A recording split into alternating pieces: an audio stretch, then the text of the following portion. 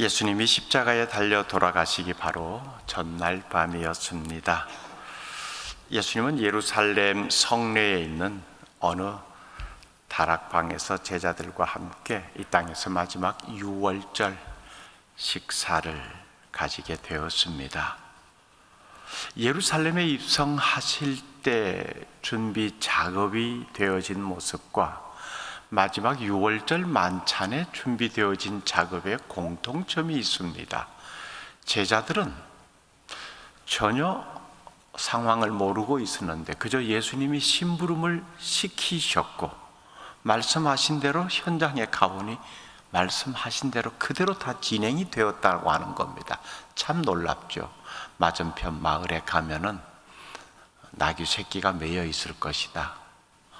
풀어서 데리고 오너라. 주인이 묻거든 주님이 서실 텐데 곧 돌려드리겠습니다 하면 된다.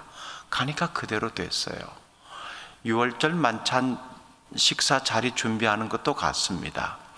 주님께서 식사를 하시길 원하시는데 어디에서 하면 좋겠습니까? 물으면은 자리 다 깔아줄 거다. 아마 복음서를 기록한 기자가 이 과정은 생략해서 기록했기 때문에 그렇지 않나 여겨집니다. 주님은 미리 다 그렇게 준비를 시켜 놓으시고 제자들에게 심부름을 보내시면서 확인차 그렇게 하신 것일 수도 있겠죠. 아무튼 그렇게 제자들과 함께 유월절 만찬을 가지게 되었습니다.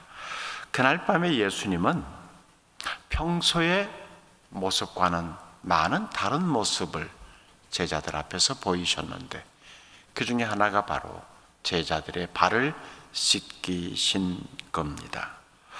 가룟 유다가 배반할 것을 아심에도 베드로가 3번씩이나 부인할 것을 아심에도 또 다른 제자들도 다 예수님을 버리고 도망갈 것을 아심에도 불구하고 그 제자들 한 사람 한 사람의 발을 사랑으로 씻겨 주셨습니다. 그렇게 소위 말하는 세족 이 일이 끝나고 난 다음에 유월절 만찬이 시작되었습니다. 분위기가 무르익었겠죠. 그저 우리가 유월절 만찬에서 행해졌던 그 성찬의 첫 시작이 되는 떡을 받으라 잔을 받으라 이것만 되어진 것이 아닙니다. 긴 시간 동안 많은 대화를 하면서 그렇게 실제 식사를 하셨다는 말입니다. 식사의 분위기가 한참 무르익어 갈 때쯤 예수님은 느닷없이 폭탄 선언을 하십니다. 너희 가운데 한 사람이 나를 배반할 것이다. 지금 나와 함께 식사하고 있다. 그러고 보면 예수님을 배반할 사람은 예수님을 대적해 왔던 사람들 중에 한 사람이 아니었다는 겁니다. 늘 예수님과 함께 생활하고 이것은 곧 먹고 자고 사역의 모든 현장에 같이 있었다는 것을 말하죠. 가장 가까이서 예수님의 말씀을 한마디도 놓치지 않고 들었던 사람, 가장 가까이서 예수님이 하시는 일을 직접 목격한 사람, 그 사람 중에 한 사람이라는 겁니다. 그러니 제자들은 충격을 받지 않을 수 없었습니다. 아니 우리가 어떤 사람인데 예수님과 함께 24시간을 함께 보낸 사람들인데 우리 중에 예수님을 배반할 사람이 있다고 말도 안 되는 사람이다. 말도 안 되는 얘기다. 그러나 예수님께서 저렇게 말씀하시니까 이건 뭐지? 라고 하는 생각에 제자들은 저마다 예수님께 묻습니다. 선생님, 설마 저는 아니지요? 아마 이런 질문을 할 때 제자들의 마음 가운데는 이런 대답을 기대했겠지요. 그래, 너는 아니지.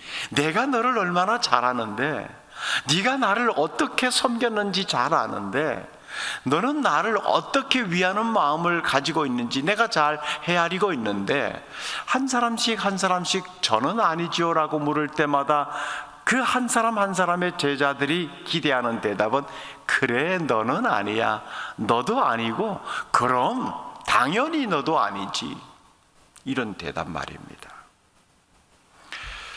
그 자리에 가룟 유다도 함께 있었습니다. 유다의 심정이 어땠을까요? 이미 유다는 이 사건이 있기 전에 대제사장들과 만나서 예수님을 팔아 넘길 일에 대해서 거래가 끝났습니다. 자신의 배신이 들통날지도 모른다라고 하는 이 불안한 감에 휩싸이지 않았을까요? 내가 굉장히 이 일을 은밀히 진행해 왔는데 예수님이 어떻게 아신 거지? 그냥 하시는 말씀일 거야. 아무도 몰라. 이건 굉장히 비밀을 요하는 일이기에 아무도 모를 거야. 그러면서 유다도 되묻습니다. 나는 아니지요. 그러니까 만약 예수님께서 제자들에게 그래 너도 아니야, 너도 아니야, 너도 아니야 라고 이렇게 대답을 하셨다면은 가룟 유다의 질문이 저도 아니지요 라고 되물었을 수도 있었겠지요. 그런데 예수님은 제자들의 질문에 대답을 아니하셨던 걸로 나타납니다. 그러니 설마 저는 아니지요 라고 하는 이 똑같은 질문이 계속 반복되면서 드디어 유다의 입에서도 같은 질문이 나온 겁니다. 저도 아니지요? 이 질문, 어쩌면 다른 11 제자들의 이 질문은 그래 너는 아니야 라고 하는 대답을 기대했지만은 유다의 마음속에도 과연 그래 너도 아니야 라고 하는 마음이 있었을까요? 이걸 기대하는 마음 말입니다. 잘 모르겠어요. 그러나 어쨌든 다른 제자들의 질문과 달리 내용은 똑같지만은 이 질문은 그야말로 위선 충만한 질문입니다.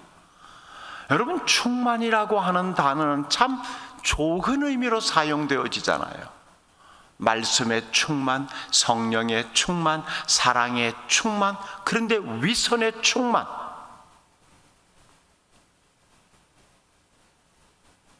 저는 아니지요. 이 질문에 숨겨진 의미가 뭘까요? 비록 유다만의 질문이 아니잖아요. 모든 제자들이 각기 다 저는 아니지요, 설마 저는 아니지요 라고 다 물었겠지요. 그러면 그 질문에 숨겨진 의도가 뭘까요? 만약에 가정을 해봅니다. 베드로가 제일 먼저 물었다라고 가정해서 선생님 저는 아니지요. 그때 예수님께서 그럼 너는 당연히 아니지. 내가 너의 신앙 고백을 들었지 않니? 얼마나 내 말에 잘 따르고 있는지 내가 잘 아는데. 그러면 안도의 한숨을 쉬면서 나만 아니면 됐네. 11사람 중에 누구지? 누구지라고 한 사람이 누군지는 모르지만은 그 누구지라고 하는 의심은 계속 가지고 있었겠죠. 즉 나만 아니면 된다. 나만 아니면 된다.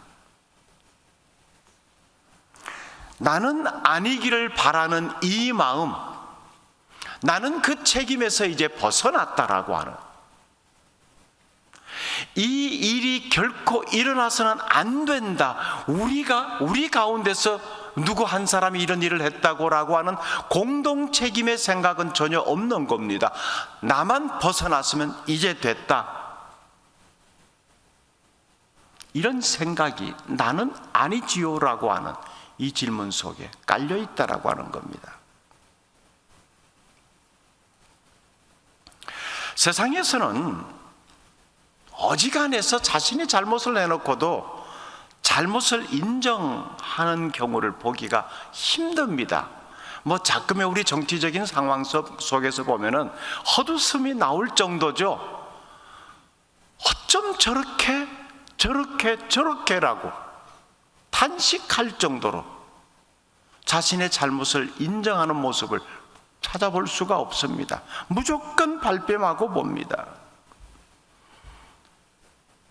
이런 모습이 결국 나는 아니지요라고 되묻는 질문이 가진 마음의 상태 아닙니까? 정말 나는 아닐까요? 이게 유다만의 이야기일 수 있습니까? 나 자신의 이야기가 될 수 있습니다.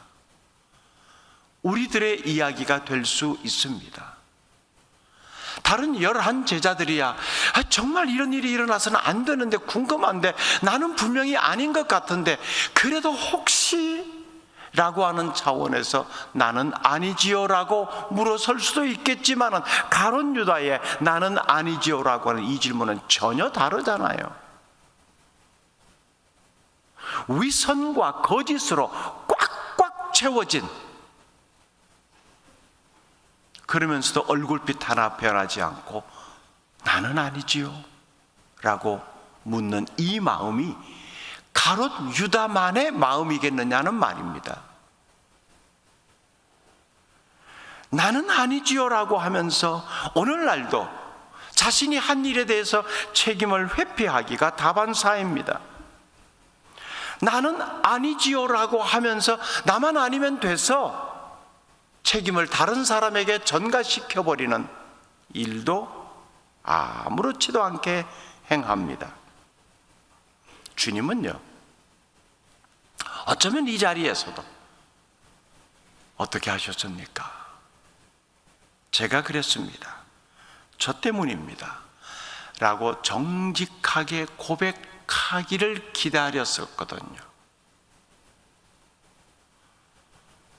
주님의 그 마음은 지금도 동일합니다. 나는 아니지요 라고 위선 충만한 질문을 되던지는 것이 아니라 가룟 유다는 다른 제자들의 눈을 많이 의식도 했겠지요. 상상도 못하는 일을 저질러 놨으니까 자기도 아니라고 당당하게 포장을 해야 됐습니다. 예수님은 알고 계셨지만 제자들은 모르고 있었잖아요. 그러니 제자들을 충분히 속일 수 있는 이 위선의 충만함을 그대로 드러낸 겁니다. 나는 아니지요.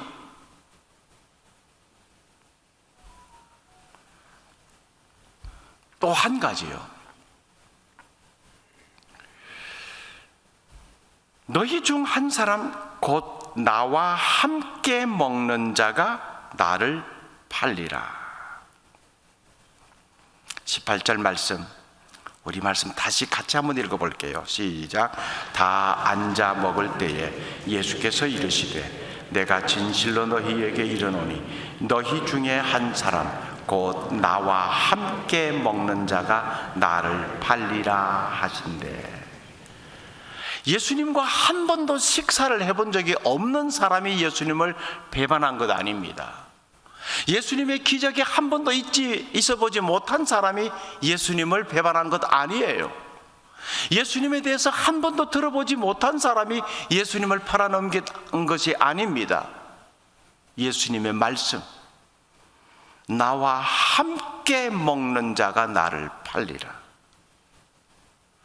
함께라고 하는 이 말 속에서요, 우리는 오늘날에도 신앙 공동체 안에서 끊임없이 거짓 신앙이 만들어진다는 사실을 알아야 합니다.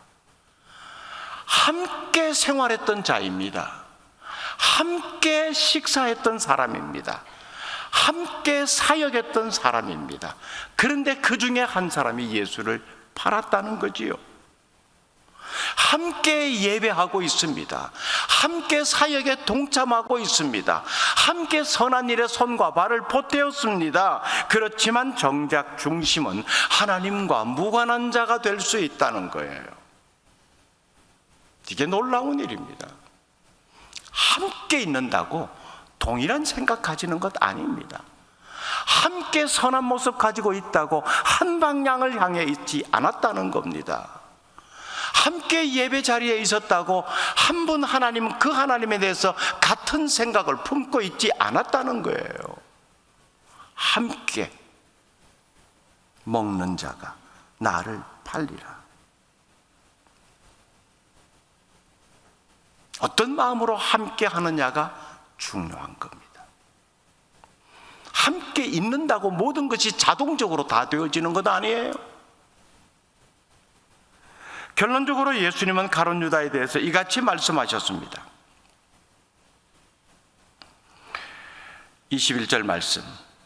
인자는 자기에 대하여 기록된 대로 가거니와 인자를 파는 그 사람에게는 화가 있으리로다. 그 사람은 차라리 나지 아니하였더라면 자기에게 좋을 뻔하였느니라.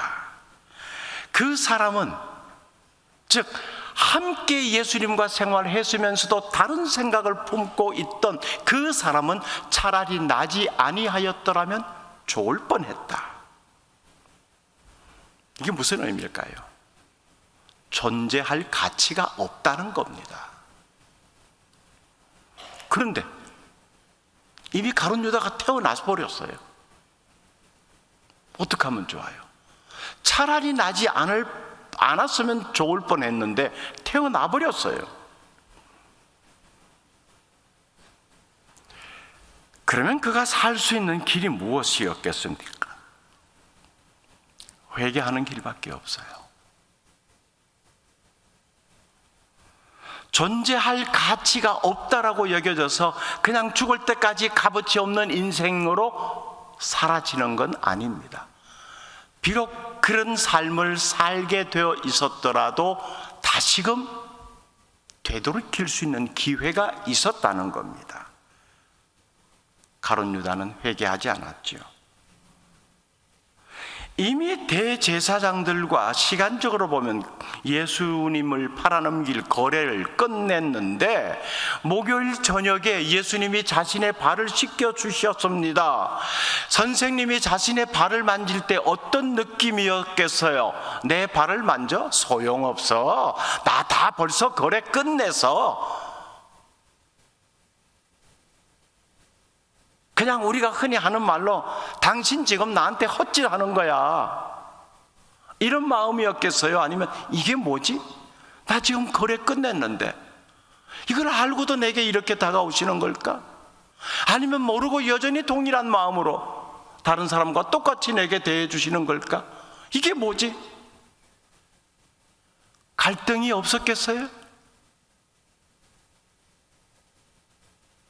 식사 자리에서도 이미 알고 계시는 예수님께서 그냥 직설적으로 유다야, 너 왜 그랬니? 너 왜 나를 팔려고 하니? 공개적으로 드러냈을 수도 있음에도 불구하고 너희 중에 한 사람이 나를 팔 것이다 라고 하신 것, 우회적으로 돌리잖아요. 왜요? 또 한 번의 기회를 주신 겁니다.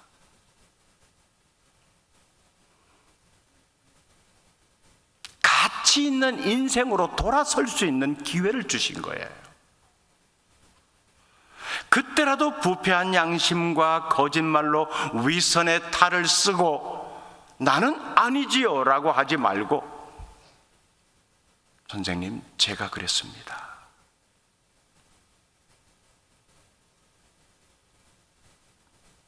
그렇게 하면서 엎드렸다면 얼마나 좋았을까요? 그러나 유다는 끝까지 자신의 선택을 고수했습니다. 결국 예수님을 파는 이 길로 스스로 선택해서 나갔습니다.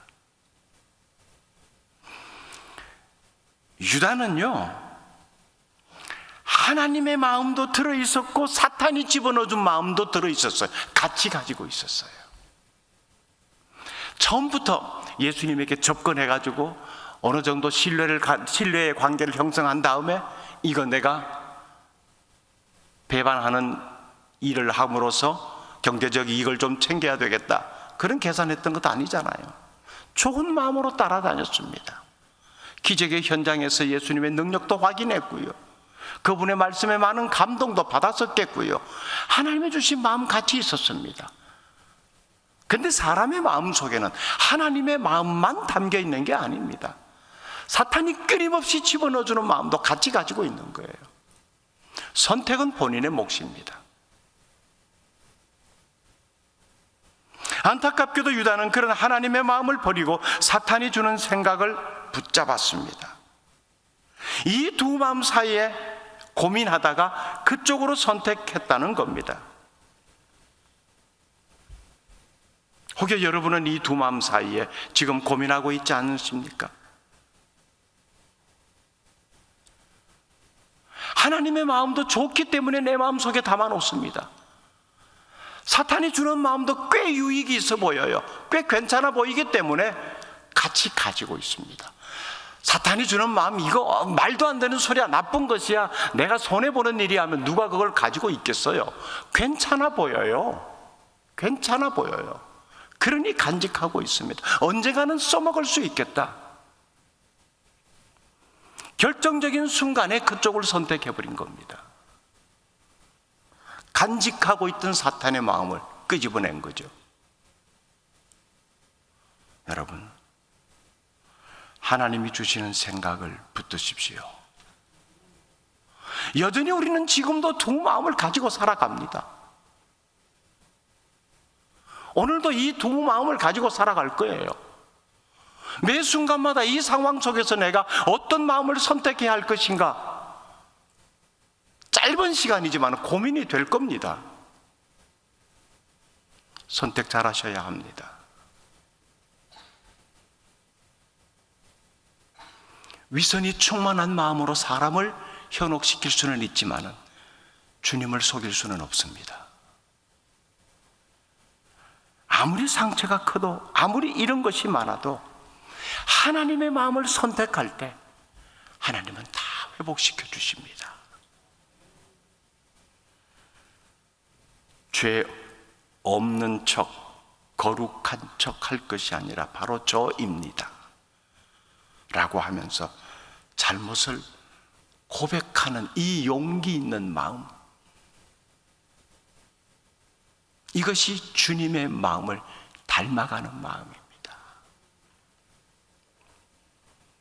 회개하고 시인하고 하는 것이 부끄러워 보이고 자존심 상해 보이는 것처럼 여겨질 수도 있겠지만은 신앙세계에서는 그것이 훨씬 더 성숙하고 아름다운 모습이에요. 하나님 곁에 가까이 다가가는 유일한 방법은 그거거든요.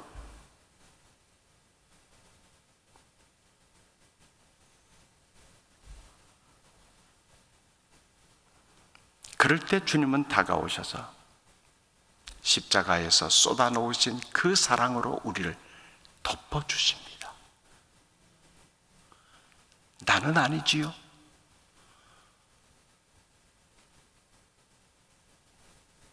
이 위선 충만한 되물음이 우리의 삶에서는 더 이상 나오지 않기를 바랍니다.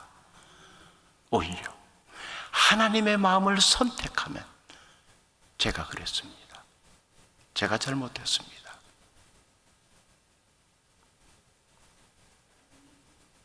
사랑하는 성도 여러분, 늘 하나님과의 관계를 깊게 가지도록 힘쓰십시오. 두 마음 사이에서 고민은 짧을수록 좋고요, 선택의 기준은 명확합니다. 현실의 유익함이냐, 영원한 생명의 유익함이냐. 사탄이 가져다 주는 마음들, 결코 우리 눈에 아무것도 아닌 것처럼 보여지는 것들이 아닙니다. 너무 멋집니다. 굉장한 유익이 있을 것으로 계산적으로 딱 나와 있는 것들이에요. 그걸 쉽게 포기할 수 있다고요? 아닙니다. 쉽게 포기되어질 수 없는 것들입니다. 그러기에 그것조차도 내가 버리지 못하고 붙들고 있는 선택도 내가 하는 거예요.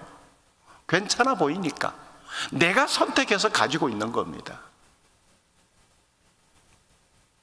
성경은 이런 상황에 대한 표현들을 많이 가지고 있습니다.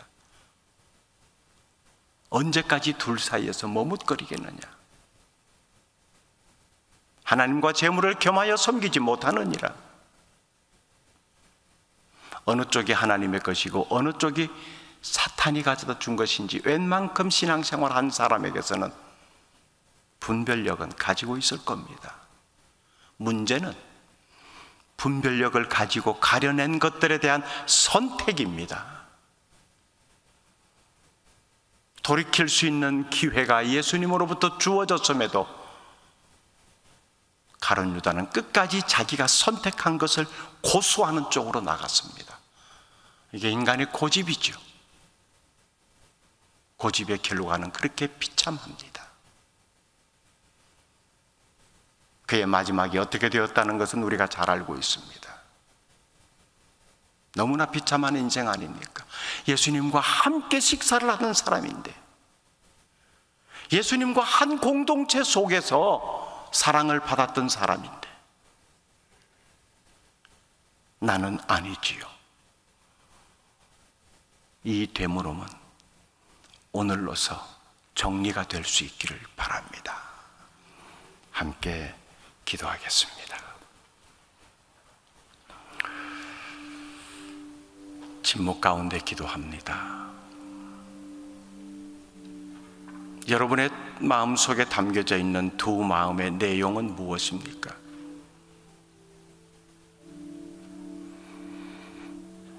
여러분의 삶에서 선택하며 방향을 설정해야 될 때 어느 쪽을 선택해 왔습니까?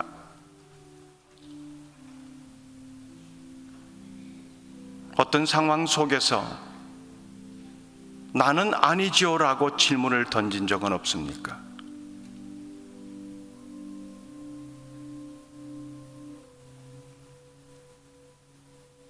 불확실한 내용 때문에 던지는 질문이 아니라 자신이 저질렀음에도 불구하고 위선으로 덧입히기 위해서 나는 아니지요라고 질문은 던져보지 않았습니까?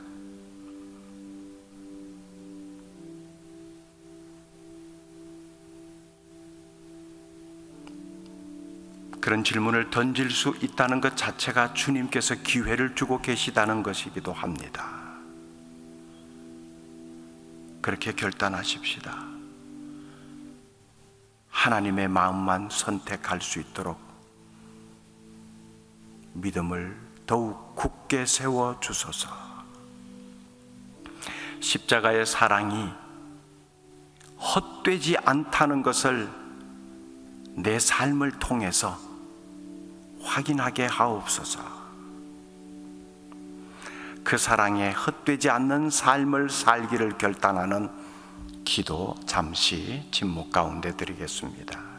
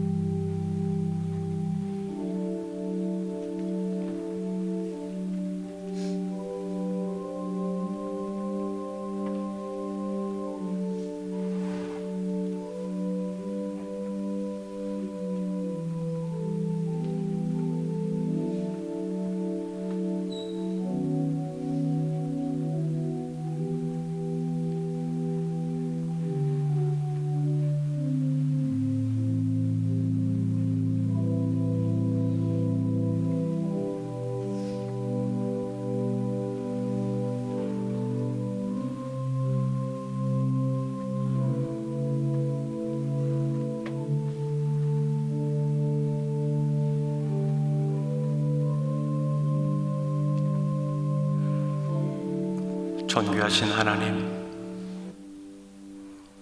우리를 사랑하시는 모습이 우리를 책망하시는 모습 속에서도 나타남을 보게 되었습니다.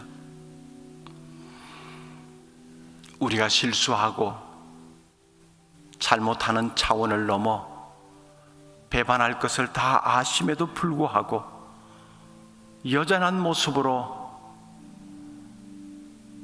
우리에게 다가오시고 사랑을 베푸신 주님의 모습이 우리의 마음을 아프게 합니다. 너무너무 부끄럽게 합니다. 주님과 함께 생활하고 있다고 하는데, 주님이 중심이 되어 있는 공동체에 함께 속해 있다고 하는데, 주님의 뜻을 함께 품지 못하고 있을 수 있다는 이 사실에 두려움도 느낍니다. 주님과 함께 하고 있는 이 공간, 이 자리, 주님의 이름으로 행하는 모든 사역에 동참되어지는 손과 발들, 온전히 주님과 하나가 되게 하옵소서. 우리 속에 담겨진 하나님의 마음과 사탄이 넣어준 마음 사이에 더 이상의 갈등이 없게 하시고, 주님의 말씀에 더욱 집중하고 주님의 마음을 계속 품어갈 때 사탄이 가져다 준 마음이 점점 소멸되어져 가게 하옵소서.